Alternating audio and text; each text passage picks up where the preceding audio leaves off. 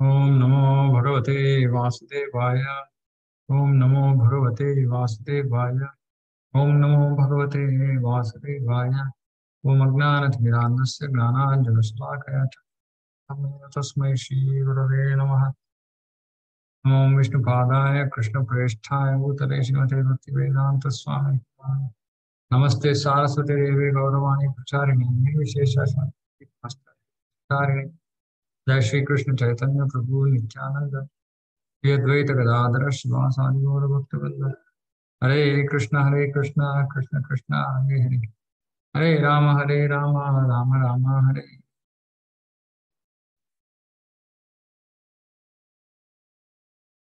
हरे कृष्णा। हम में अध्याय संख्या 7 हमने की थी, अभी आप रहेंगे। तो पिछले श्लोक में अर्जुन बोलता है कि मुझे पता नहीं कि क्या करना है। तो हृदय का दुर्बलता के कारण मुझे पता नहीं चल रहा कि मुझे क्या करना है। तो मैं अभी आप आपकी शरणागत आत्मा हूँ और आप मुझे उपदेश दीजिए। तो अर्जुन अब कृष्ण को शरणागत होता है। और इसमें तात्पर्य में हमने सुना कि भी अभी आगे भी सुनेंगे कि अम, गुरु और शिष्य के बीच जो संवाद बात होते हैं वो बहुत गंभीरता के साथ। ऐसे नहीं कि गुरु कुछ कहते हैं तो हम बोलते हैं ठीक है, देखता हूँ कर सकता हूँ तो करूंगा, ऐसे नहीं। अर्जुन बोल रहा है कि अभी तक तो हम स्नेह भाव में थे और हम समान स्तर पे थे, लेकिन अभी मैं तुमको अपना गुरु मान के चलूंगा। तो अ, वो एक अभी जो भी बातचीत होगी सब कुछ अर्जुन बहुत गंभीरता के साथ। तो ये बहुत मुख्य है क्योंकि भौतिक जीवन और आध्यात्मिक जीवन में यही फर्क है। भौतिक जीवन में हम किसी को बोल सकते हैं कि नहीं नहीं, मुझे ये अच्छा नहीं लग रहा है, ये सही नहीं दिख रहा है, ये सब बोल सकते हैं। लेकिन जब एक प्रामाणिक अधिकृत गुरु के सामने हम बैठेंगे, जब बैठते हैं और जब वो कहते हैं कि ऐसे करो वैसे करो, तो हमको जानना है कि मेरा बुद्धि के हिसाब से अभी नहीं चलेगा, ये मेरा बुद्धि से पर है, उससे ऊपर है। हाँ, तो अम, बहुत नम्रता के साथ जो बोलते हैं उसको सुनना है पहले।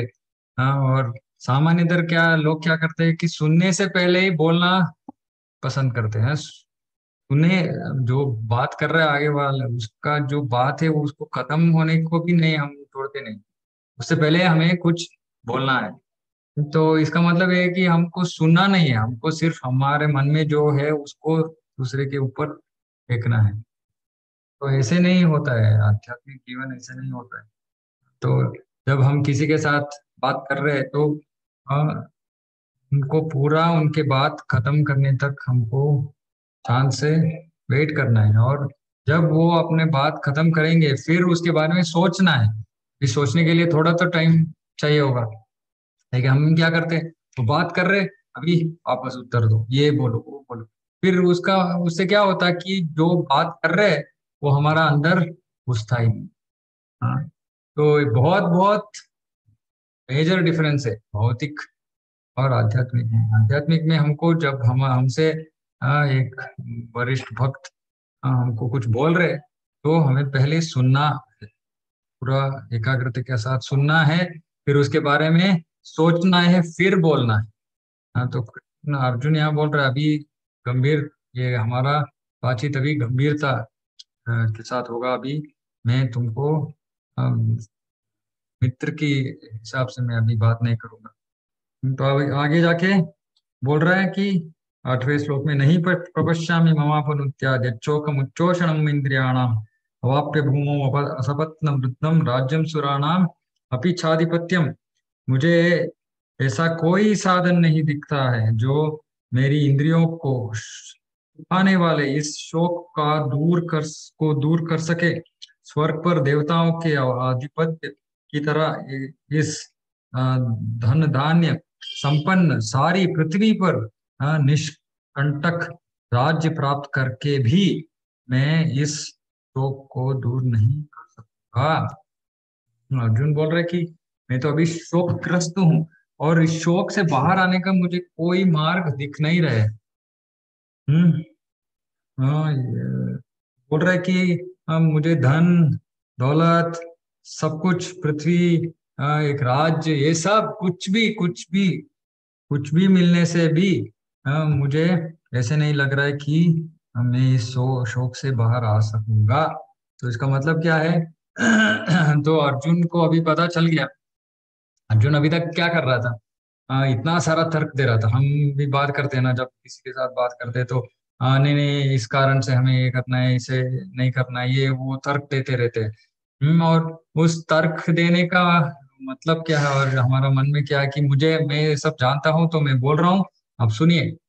तो ऐसे इतने इतने टाइम तक अभी अर्जुन ऐसे ही एक के बाद एक तर्क दिया कि इस कारण से मुझे युद्ध नहीं करना है, उस कारण से युद्ध नहीं करना है ऐसे।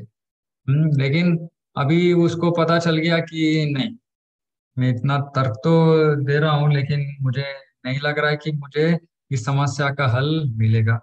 तो बोल रहे नहीं, ये शोक तो मेरे हाथ से जाने वाला नहीं है। मुझे पता नहीं कि क्या करना है। हाँ। तो इसका मतलब क्या है कि हमारे जीवन में जो अति मुख्य प्रश्न होते हैं, निर्णय हम लेते हैं, वो आध्यात्मिक गुरु के उनके मार्गदर्शन से ही लेना है। इससे नहीं कि हमारे मन में जो आएगा हम करेंगे। तो गुरु से हम गुरु के आश्रय जब जब लेंगे तब हमें अपना, शास्त्र में बोलते हैं दीक्षा काले भक्त करे आत्मसमर्पण। तो जब दीक्षा दीक्षा बोलते हैं ये गुरु को, गुरु का आश्रय पाना दीक्षा। दीक्षा कार्य भक्त करे आत्मसमर्पण। तो हमको अपने आप को गुरु के गुरु में शरण होना चाहिए हमें। तो शरणागति का मतलब क्या है? शरणागति का मतलब है कि पहले हम सुने समझे फिर बात करें, ये पहली विषय है। तो ये बोल रहे कि आध्यात्मिक गुरु के बिना हम जीवन में सफलता हम नहीं देख सकते। कि अर्जुन सामान्य योद्धा नहीं था, सामान्य हमारे जैसे सामान्य मनुष्य भी नहीं था।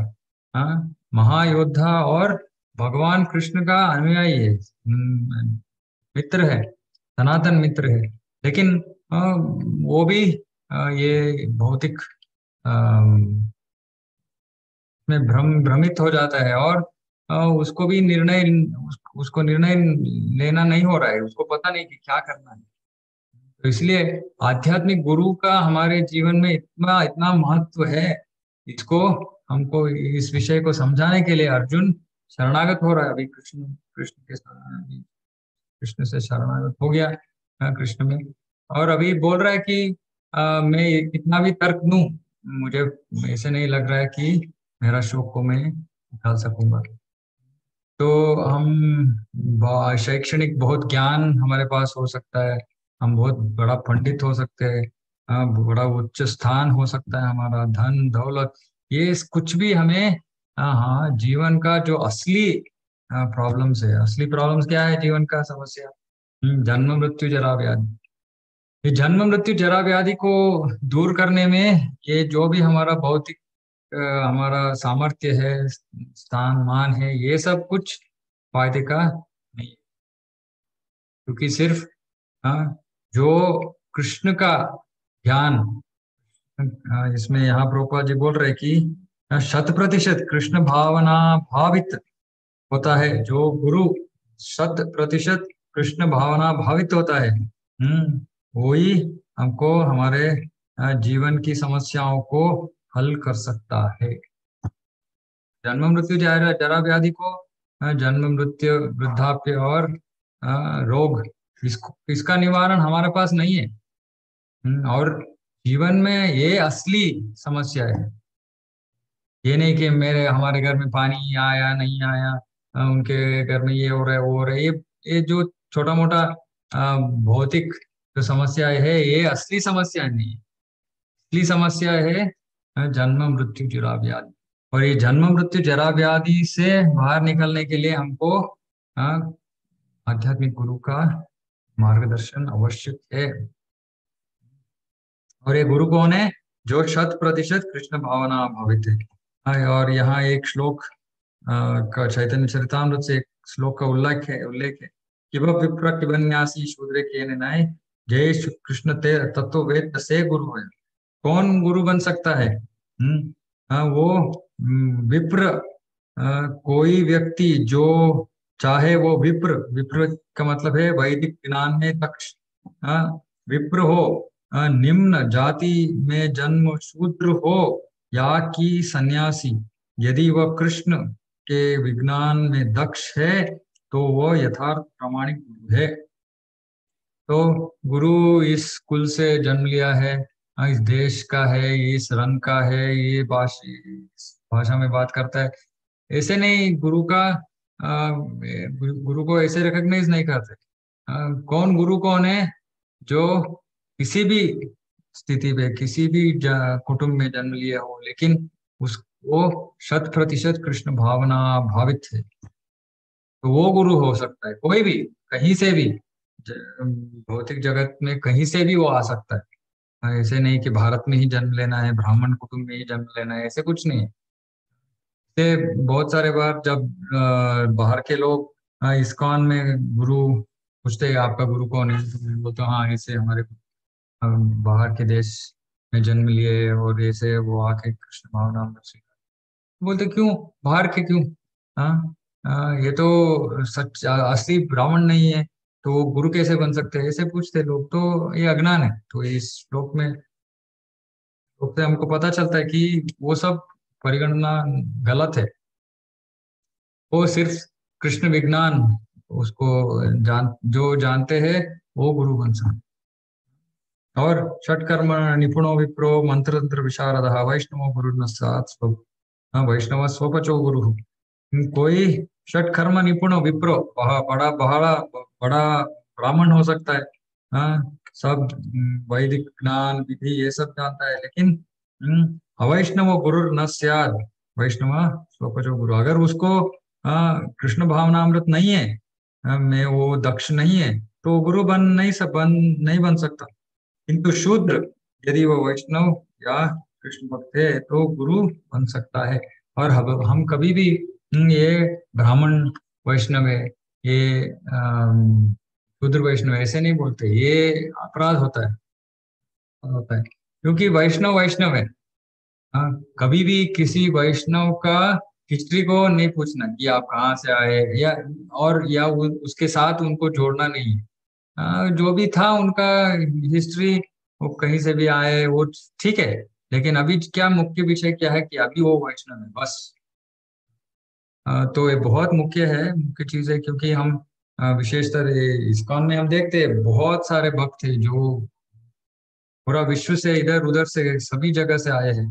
हमको नहीं, ऐसे नहीं सोचना कि तो मैं तो भारत में जन्म लिया हूँ, और मुझे संस्कृत आता है तो मैं इन सबसे क्या हूँ, ऐसे नहीं। तो गुरु 100% कृष्ण भावना भावित, तो प्रामाणिक गुरु कौन होते हैं? ऐसे जो 24 आवर्स कृष्ण भक्ति में लगा है, और जो अपने शिष्यों को भी कैसे कृष्ण का भक्ति करना है सिखाए, वो असली गुरु है। और ये दो चीज और, जन्म मृत्यु जरा व्याधि उसके बारे में मैं बोला, और कुछ भी हमारे पास, कुछ जो भी भौतिक है, धन है, दौलत है, कुछ भी इन 4 चीजों का परिहार नहीं दे।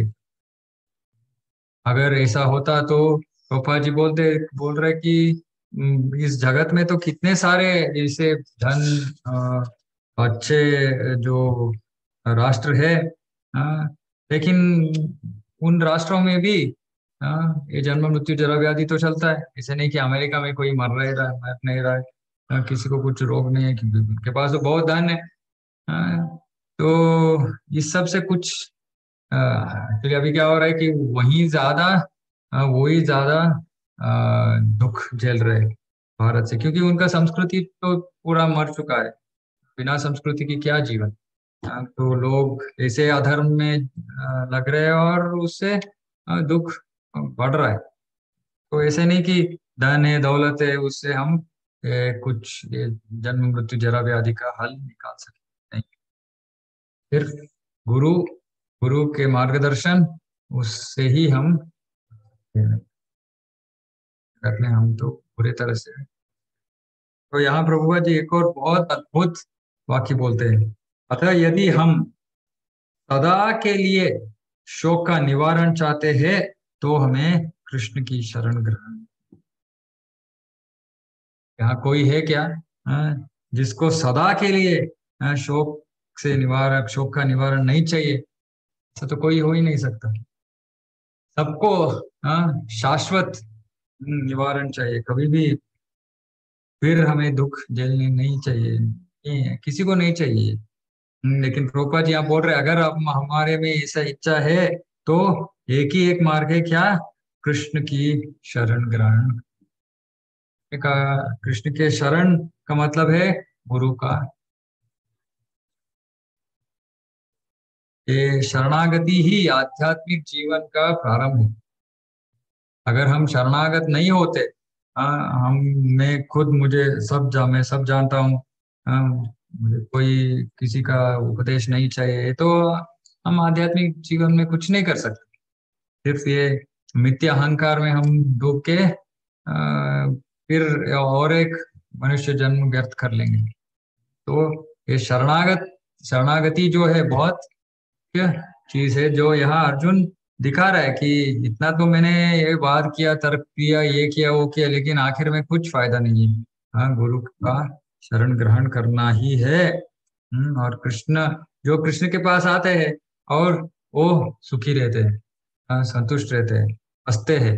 हाँ, मैं सबको बोलता हूँ जब हम बाहर प्रोग्राम करने के लिए जाते हैं तो बोलता हूँ, देखो सब भक्तों की चेहरे को देखो, क्या उनके चेहरे में दुख है? उनके चेहरे में टेंशन है? नहीं, उनके चेहरे में खुशी है। कीर्तन कर रहे हैं तो इतना पूरा मन एकाग्रता के साथ कीर्तन कर रहे हैं और इतना संतुष्ट है। और ये सिर्फ कृष्ण भक्ति में मिलता है, कहीं और नहीं मिलता है। भी देने से ये हमको इस भौतिक जगत में हमको ये खुशी नहीं मिल सकती जो भावना में। और कि जब मैं गुलाब जामुन का वर्णन कर रहा हूँ, हाँ सुंदर है, इतना राउंड है, ये ब्राउन कलर है, इतना सॉफ्ट है, ये वो कोई बोल सकता है कि अरे बाबा छोड़ो, अगर है तुम्हारे पास वो गुलाब जामुन दे दो, मैं उसको खा के ये सब तुम्हारा जो डिस्क्रिप्शन है ये सब में अपने आप मुझे समझ में आ जाएगा। तो इसका मतलब है कि हम कृष्ण भावनामृत ऐसा है, कृष्ण भावनामृत है, वो ऐसा है, हम इतना भी जितना भी बोले, लेकिन लोगों को समझ में नहीं आएगा तब तक जब तक वो आके खुद उसका एहसास करे, तब तक उनको पता नहीं चलेगा भावनामृत क्या है। तो इसलिए भक्तों का संग आवश्यक है। हाँ, अगर हमको भक्तों का संग नहीं मिलता है, हम बोलते हैं कि हाँ ठीक है मैं घर में अपना जप कर रहा हूँ, हाँ, और प्रसादम ले रहा हूँ, ठीक है, अच्छा है, अच्छा है। लेकिन असली जो भावना है, कृष्ण भावनामृत का भावना, वो सिर्फ हम भक्तों के संग में ही हम उसका आस्वादन। क्योंकि भक्त क्या है कि हाँ, जब हम भक्त के बारे में बात करते हैं तो हमसे वरिष्ठ भक्त, जो हम जो स्टेज में है उसको हम उसको उसके पार करके वो आगे बढ़ गए, ऐसे भक्तों का संग चाहिए।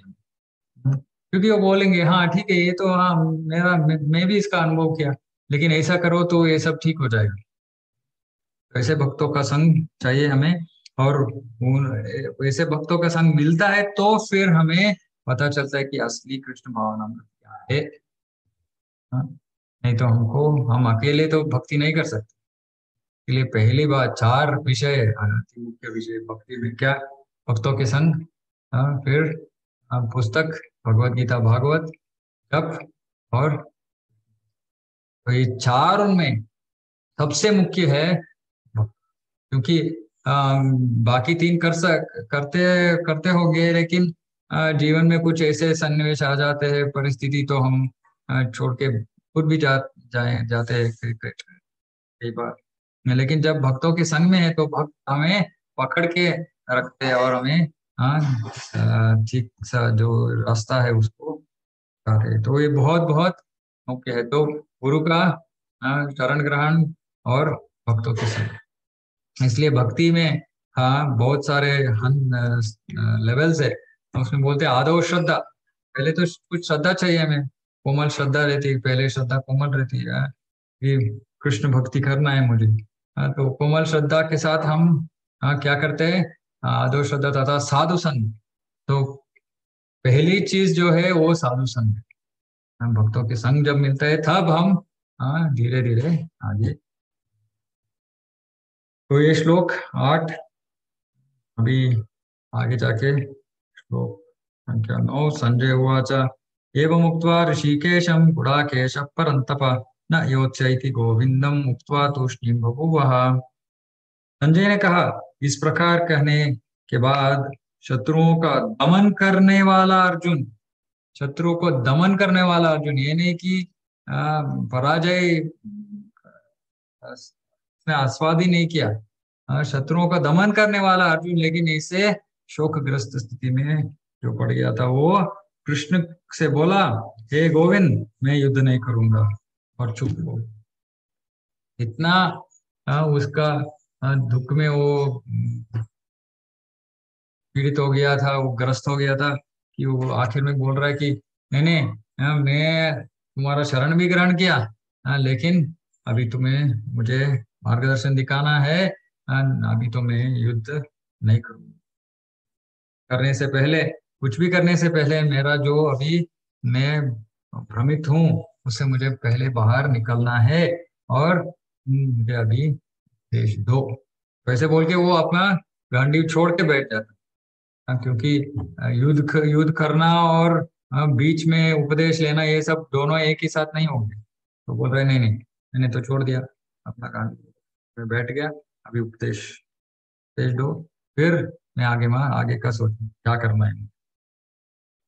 हाँ, अगले श्लोक। तमुवाच ऋषिकेश प्रहसन्निव भारत सेनयोरुभयोर्मध्ये विषीदन्तम् इदं वचः। तमुवाच ऋषिकेश, हे भरतवंशी, उस समय दोनों सेनाओं के मध्य शोक मग्न अर्जुन से कृष्ण ने मानो हंसते हुए ये शब्द कहे। हंसते हुए, ओके। मुझे हिंदी में इसका अर्थ क्या है, दो, इंग्लिश में दो वर्ड्स है, दो शब्द है, एक स्माइल, एक लाफ। हिंदी में क्या बोलते हैं स्माइल को? मुस्कुराना। हाँ, कोई मेरा मदद कर सकता है? स्माइल और लाफ दोनों का अलग अलग शब्द है हिंदी में या एक ही है?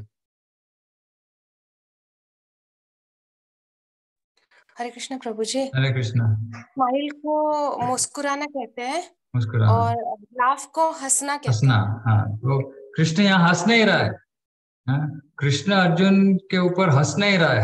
हंसने का मतलब क्या है कि को क्या बोलते हैं, मजाक उड़ाना। नहीं, मुझे मजाक नहीं उड़ा रहे हैं अर्जुन का। हंस मतलब वो मुस्कुरा रहा है। मुस्कुराने का मतलब क्या, मुस्कुराने का कारण क्या था, क्यों मुस्कुरा रहा है? क्योंकि जो अभी 5 मिनट पहले वो मेरा मित्र था, मेरे से समान स्तर से बात कर रहा था, हाँ, तर्क दे रहा था, वाद कर रहा था। हाँ, अभी क्या हो गया? हाँ, भ्रमित हो गया, शोकग्रस्त हो गया, हाँ, और शरणागत हो गया। तो कृष्ण हंस रहा है कि जो ऐसे अपने, अब हम, मेरे में ये है, मेरे में ये सामर्थ्य, ये है, वो है, हाँ, नहीं, कुछ भी नहीं। हाँ, तो आखिर में कृष्ण का शरण ग्रहण करना ही है।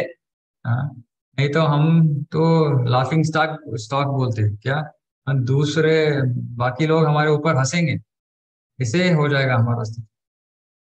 तो कृष्ण मुस्कुरा रहा है कि हाँ ठीक है, ठीक है, अभी शरणागत हो गया ना। हाँ, और उसको पता है कि अभी आगे जाके क्या होगा, वो भी उस कारण से भी वो मुस्कुरा रहा है। ठीक है, अभी जाके क्या होगा? हाँ, अभी तो युद्ध नहीं करोगे, सेनयोर उभयोर मध्ये विषीदंतम इदम वचः। तो शरणागत हो गया ना, अभी सुनो, अभी सुनो। अभी तक तो बात कर रहे थे, हाँ, अभी सुनने का समय है। हाँ, तो ये मैंने पहले भी बोला ना, जब हम आध्यात्मिक जीवन में गुरु का शरण ग्रहण करते हैं, तो सुनना है, हम बात नहीं करना है। हाँ, तो मैं भी अपने जीवन में देखता हूँ, जब वरिष्ठ भक्त है तो कुछ बोल रहे तो मुझे इतना उत्सुकता है बीच में बोलने का। लेकिन ये सब थोड़ा पढ़ के मैं अभी समझता हूँ कि ठीक है, बोल रहे तो पहले सुनना है। फिर हमारा उत्साह जो है, फिर हम कुछ पूछ सकते हैं या ऐसे। लेकिन सुनना, श्रवण, इसीलिए भक्ति में, नवविधा भक्ति में पहली बात क्या है? श्रवण। श्रवण करना है। हाँ। और श्रवण का भी कोई बोल रहा था मुझे कि गुरुजी दीक्षा की, दीक्षा के मतलब क्या है? दीक्षा का मतलब है कि हम अपना बुद्धि को गुरु के हाथ सौंप दे। मैं बोला नहीं, किसने बोला कि हमारा बुद्धि को गुरु के हाथ सौंप देना चाहिए? हम्म, बुद्धि हमारे पास ही होनी चाहिए, और हम उसके क्या डिस्क्रिमिनेशन, सही क्या है गलत क्या है, इसका हमको समझना पड़ेगा। और कैसे हम जानते कि क्या सही है क्या गलत है? गुरु साधु शास्त्र। गुरु गुरु जो गुरु बोल रहे हैं वो साधु और शास्त्र में होने चाहिए। साधु ये मतलब है पिछले जो आचार्य है, वर्ग है, वो भी वही बात बोलना है उन्हें भी, और शास्त्र में भी होना है। ऐसे है तो फिर हम गुरु के बात मान सकते हैं। अगर कोई गुरु कुछ बोल रहा है और वो साधु और शास्त्र से अनुमोदित नहीं है, तो उसको हमें तिरस्कार करना पड़ेगा। इसका मतलब है कि बुद्धि तो होनी चाहिए। ऐसा नहीं कि हम बुद्धि को गुरु के हाथ में सौंप देते हैं। लेकिन वो नम्रता, और हमें पता होना चाहिए कि उनको हमारे से ज्यादा हम वो जानते हैं। लेकिन शास्त्र को पढ़ना है। अगर हम प्रभुपाद जी का बुक्स नहीं पढ़ते तो हमको कैसे पता चलेगा? अभी मैं जो बात कर रहा हूँ ये सही है गलत है, कैसे पता चलेगा? हाँ, तो इसलिए मैं सबको इनकरेज करता हूँ कि कृपा करके प्रभुपाद जी का नहीं पढ़ेंगे तो ठीक है, आपको ऐसे ही श्रद्धा होगी शायद कि ओके प्रभु कुछ बोल रहे तो ठीक बोल रहे, लेकिन ये सही नहीं है। अगर मैं कुछ गलत बोल रहा हूँ तो आपको उसे पहचानना पड़ेगा। तो कैसे पहचानेंगे आप? जब आप प्रभुपाद जी का भावार्थ तात्पर्य पढ़ेंगे तभी आपको पता चलेगा कि मैं जो बात कर रहा हूँ वो सही है कि। कृपा करके सब भक्तों से निवेदन है, रोज आधा घंटा, पौने घंटा, एक घंटा पर जी का तात्पर्य पुस्तक ये से ही हम आगे बढ़ सकते हैं। हाँ, नहीं तो मन में कुछ भी ऐसे सोच आते हैं, उसके हिसाब से हम कुछ कर लेंगे, और भक्तों का अगर हमको मार्गदर्शन नहीं है फिर तो बहुत मुश्किल है। बहुत बहुत मुश्किल है। मैं सबसे बोलता हूँ कि एटलीस्ट एक भक्त होना चाहिए जो आप मार्गदर्शन, वैयक्तिक मार्गदर्शन दे रहे हैं, कोई भी हो। लेकिन उनका आचार विचार सब देखे, सिर्फ प्रचार से नहीं। आचार विचार। तो तब आपको पता लगेगा कि ये ठीक है, ये बोल एक रहा है कर कुछ और रहा है, ऐसे नहीं होना चाहिए। जो बोल रहा है उसे भी उसे वो कर रहा है। ऐसे भक्त, हाँ, हाँ, भक्त से हमें मार्गदर्शन लेना है, और तभी हम आध्यात्मिक जीवन में आगे बढ़ सकते हैं। तो यहाँ हम समाप्त करते हैं। और अगले श्लोक से भगवान का अद्भुत, अति सुंदर उपदेश प्रारंभ होते हैं। और कृष्ण जब ये स्थान ग्रहण करते गुरु का, तुरंत अ, अर्जुन जो शिष्य बन गया उसको गाली देते। गाली का मतलब है गलत किया, गलत कर रहे हो। ये नहीं कि गुरु का मतलब ये नहीं कि वो ठीक है, ठीक है, सब अच्छे अच्छी तरह से बात करो, और तुम जो भी कर रहे हो ठीक है, चलता है, ऐसे नहीं। गुरु का मतलब है ये सही है ये गलत है, उसको बोलना उसका काम है। साधु भी, साधु का मतलब है जो किसी के मन में कुछ थोड़ा दर्द होनी चाहिए एक क्लास सुनने के बाद। हमारे महाराज बोलते कि अगर क्लास के बाद कोई किसी को कुछ सोचने का कुछ आवश्यकता नहीं है और बहुत खुश है क्लास में, तो इसका मतलब है कि मैंने अपना काम ठीक से नहीं। ये साधु का काम है हमको जागृत करना। और ऐसे तो ऐसे वाक्य बोलेंगे जो हमारा हृदय में प्रवेश करेगा और हमें सोचने पर मजबूर कर देगा। तो ये बहुत मुख्य है। ऐसे नहीं, हम जब गुरु को ढूंढते ऐसे नहीं कि ये अच्छे हंसते, अच्छे बहुत अच्छा तरह से हंसते हैं या जोक मारते हैं, नहीं, ये उद्देश्य नहीं है। जोक मारने के लिए तो बहुत सारे लोग हैं, जोक मारने मारने के लिए, लेकिन ये हमको जीवन में सही दिशा, जीवन का परिपूर्णता हमें प्राप्त करने में हमें वो मार्गदर्शन, हमको मार्गदर्शन दे सकते हैं। ऐसे हमें, ऐसे गुरु के पास। तो कृष्ण बहुत सुंदर जो उनका उपदेश है, अगले श्लोक से। और ये तो अभी यहाँ है। हाँ, भगवत गीता की जय। जगत की प्रश्न है तो पूछ सकते हैं। हरे कृष्ण।